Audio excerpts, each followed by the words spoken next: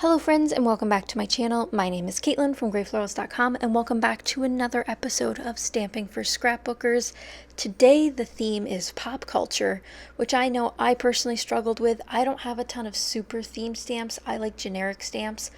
But I did manage to find a set of Disney Mary Poppins themed stamps, which is actually kind of funny because I'm actually scrapbooking about Cinderella, and there's a stamp in this set from Cartabella that says, "Have courage and be kind," which is a Cinderella saying, but Mary Poppins might also say it. I just don't recall that from the movie, but maybe it's also in the books. I'm not 100% sure, but I pull these out and I start pulling out a bunch of the smaller stamps. So if you guys haven't seen this stamp set, it's the Practically Perfect collection from Cartabella. It's a little bit older now, but it's a really cute stamp set. And I'm actually going to send it to my friend Sarah Scraps, who is part of this collab. I'm actually going to send it to her afterwards because she actually owns the whole collection besides the stamps. So I'm going to send that to her. And be sure to check out her video, linked down below, for pop culture, as well as Sandy's and as well as Christina's, because we're all covering a little bit of a different topic. And it's just super fun to see the different things you can do with your stamps from everyone each month. So as you saw, I just laid down some lace. I had the idea of using lace for this set of photos because this set of photos is taken at Walt Disney World's Magic Kingdom. And to the right of the castle is actually this little area which includes a wishing well. So this is Cinderella's wishing well, which is interesting because Snow White, I believe, is the only one who actually has a wishing well in her movies. But there's a Cinderella wishing well because it's Cinderella's castle. So that's pictures of me in front of it, and this is from the 2017 trip that my family took, and I have two photos in front of it, and I'm going to mat those on this pattern paper.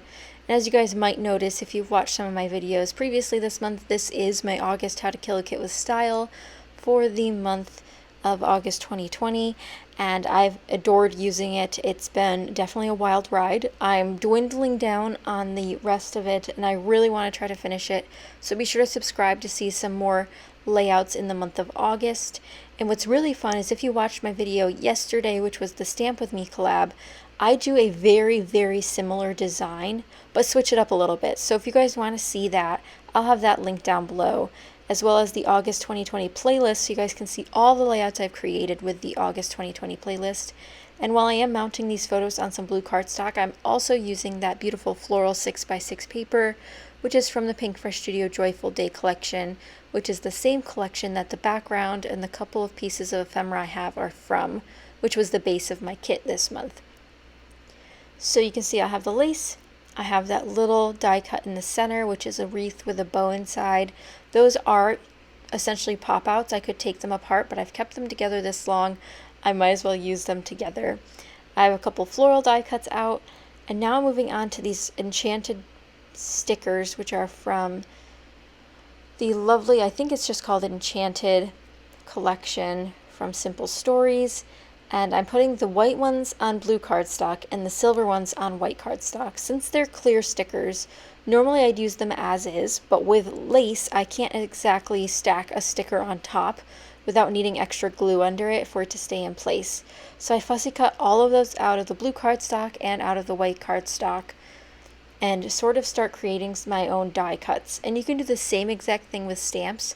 If I had the right color of blue, I probably would have stamped some of these on some white cardstock in that pastel blue shade. But I do pull out the first stamp, which is "Have Courage and Be Kind," which again is a Cinderella saying from the live action, and I think from the original story. And I stamped that on some white cardstock with my black StazOn. Actually, this is my black VersaFine ink. And what I want to do is essentially die cut that out using one of my punches, and I used the 1 3/4 inch, which is absolutely perfect. And then I actually stack that with another punch of this light blue cardstock. And if you guys know, I do have a Patreon, and if you guys are interested, last month I did a whole mini class over there about using cardstock on your layouts, including like this, where it's punched out, where it's backed on stickers, tons and tons of ideas as well as examples. So you guys can check that out if you're interested. It'll be linked down below. And here I actually have the enchanted chipboard, and I pull out the castle. Now this obviously isn't a castle focused layout, but this is next to the castle. The castle's in the background. And why not bring in more silver? Because I find silver hard to incorporate a lot of times because gold is often the predominant metallic in a lot of collections nowadays. So I like to bring in silver whenever I can, and then whenever it's a focus, which it happens to be in the Enchanted collection. So here I just put some ATG tape down to hold down my lace. Definitely not the most efficient way. I do have to add extra adhesive later on, although I did think that the adhesive from all the embellishments on top of the lace would hold it down. That is not exactly the case. And I know we haven't stamped a lot yet, but I do bring in the stamps towards the end to add finishing touches to this layout. So here I'm placing the die cuts back where they were essentially. A couple more of the chipboard pieces are kind of floating around. And I did plan a couple of the stamped images, so I have some florals and some birds that I had planned in parts of these clusters that I want to stamp before I glue down all of those die cut and sticker pieces. So I stamped the floral on the right hand side, and then I'm going to stamp this little bird on a branch on the left hand side. Super cute, and obviously birds and critters of all sorts are related to the princesses, because the majority of princesses seem to be able to talk to animals, which I don't know why I don't have that ability, because obviously I'm a princess. But that's kind of what this layout's going to be about once you see my title, which you obviously already know from the title of this video, but I think it goes really, really well together. And here I'm gluing together that little homemade 3D embellishment. And since it's sitting on top of a chipboard piece, I want to make sure I put foam on the opposite side so it sits flat. And I'm going to start gluing down all these bits and pieces. So some chipboard hearts, some die cuts of these stickers that I hand cut, and I just really love how this layout turns out. And like I said, I made an exact replica essentially of this layout, just with different elements, just to give a different take on it. It has more pattern paper, it has different types of stamping, so check that out, link down below, because it's interesting. I filmed these 2 days in a row and I went for the same exact style layout, but I think the lace really, really helped this one. And it adds such a good mood and feel to it. I don't know what it is about lace, but regal, princesses, vintage, just all goes together so well. And that princess die cut is actually going to be part of my title. And now I'm just actually using my stamp block to hold things down while they dry, because sometimes when you use liquid glue on things, it warps the paper quite a bit. And as I mentioned, this background paper is from Pink Fresh Studio Joyful Day collection, and luckily it's a quite thick paper, which I really, really appreciate from Pink Fresh Studio, because sometimes you use those thinner papers from other brands, especially off-brand stuff that you might buy at a big box store, and it's just performed so poorly.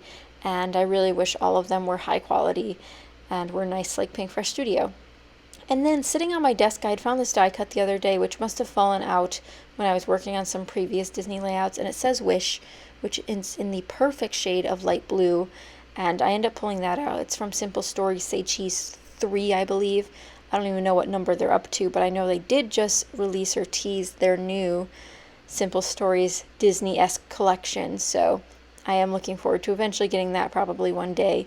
Even though I haven't worked through the Say Cheese ones I do own, it's always fun to see some new Disney stuff come out, especially with how often I'm able to go now that I live in Florida. And so I'm going to flip through my Maggie Holmes sticker book, which is part of my kit this month, and look for some supplemental pieces. Now, a lot of times I find the sticker book a really great match. In this case, because my background is a peachy pink and not a pure pink, it is a very difficult one to match, but I do find some phrase stickers that I end up pulling in. Obviously, there's a lot of small embellishments in this one, and it's a sort of cascading cluster along the bottom side, which is a little bit different. Usually people like to do smaller clusters that kind of cater to the photos and sort of hug around them or do a visual triangle effect. But for me, all in, lots and lots of pieces, just kind of floating around, in that it gives it a collage sort of look, which I really think is adorable. And here I'm creating some clusters above the photo. I have a bird on the top right, and then a banner and floral on the top left. And I'm just going to glue those down with some adhesive, and I have my chipboard hearts from the Enchanted collection from Simple Stories. And the sticker book does not yield too much. I find a black swan, a deer, and a phrase sticker, which adds a bit more contrast, which is what I'm looking for because I'll be stamping some more. And here I pull out these LE Studio alphabets, which again are part of my kit, and I've been using like crazy for my different layouts. And I end up going with Wannabe Princess because I think it's so funny that when you go to places like this, it's like you want to be the center of attention, but there's all these people around you. You know, it's hard to catch a break, but it's still such a beautiful and magical experience that you still feel like a princess some days, but I'm definitely a wannabe princess, and I don't have an official title. So here I bring back some of my Mary Poppins-esque stamps, and there's a bunch of little butterflies that I think are so, so pretty. And there's some in flight mode, some from a side angle, and different sizes, and I end up stamping a bunch of these all around the page to help fill out the clusters, as well as add a little bit more contrast. Since the photos are quite a bit dark, there's wrought iron from the well, there's trees that have dark shadows, it's really nice to add that dark element to add a bit of contrast amongst the beautiful pinks and yellows and baby blues and silvers, just to add a little bit of fun. And there's obviously room at the top for another title had I wanted to do so, but I think my journaling might end up going up there. And to add a final touch, I pull out these glitter enamel dots, which I've had for quite some time, I believe from the Paper Studio line at Hobby Lobby.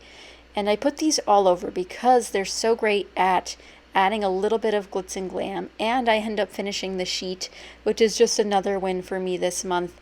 And if you guys are interested, please check out all of the links down below. I'll have Sandy, Sarah, and Christina linked down below to check out their pop culture themed stamp usage this month. But thank you so much for watching. If you enjoyed, be sure to subscribe for more. I'm really close to my next milestone.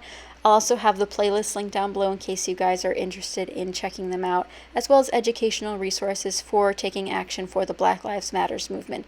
But thanks for watching, guys.